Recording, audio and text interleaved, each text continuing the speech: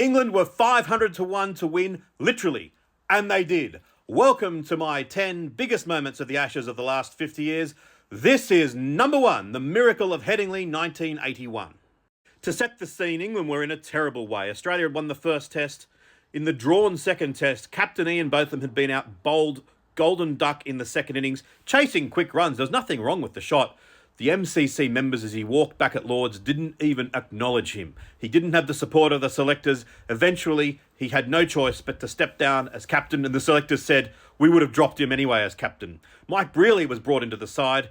Botham said, of course I still want to play, and Brearley said, great, I think you'll score 100 and take 10 wickets. Well, things did not go well. Botham did take 6 wickets in the first innings, but Australia were well on top. Indeed, England had to follow on, and as the fourth day went through, needing still plenty of runs to make Australia bat again, Ladbrokes on the new electronic scoreboard flashed up the odds. England 500 to 1. And in the Australian dressing room, Rod Marsh and Dennis Lillee said, that's ridiculous. And ended up having £10 Lillee and £5 Marsh on the match. Now, there's no suggestion that they threw the game. Of course they didn't. But it's quite an extraordinary event that then occurred. Ian Botham decided, well, I might as well try to have some fun. And he and his partner, Graham Dilley, kind of had a competition to see who could play the most audacious shot. Botham, initially, the Aussies were laughing and enjoying it. You know, they liked Beefy. They wanted him to succeed. But it just kept on happening. The runs kept on coming. And a mixture of brilliant shots, lucky shots, crazy shots. And the crowd were finally thinking, oh, well, we're still going to lose this game. But at least it's a bit of entertainment. But as I said, the runs kept on coming. Even when Graham Dilley got out, Chris Old gave valuable support to Botham. And when it was all over, Botham finished on 149 not out, one of the greatest innings in the history of cricket. We're now on day 5, and Australia still only needed 130 to win.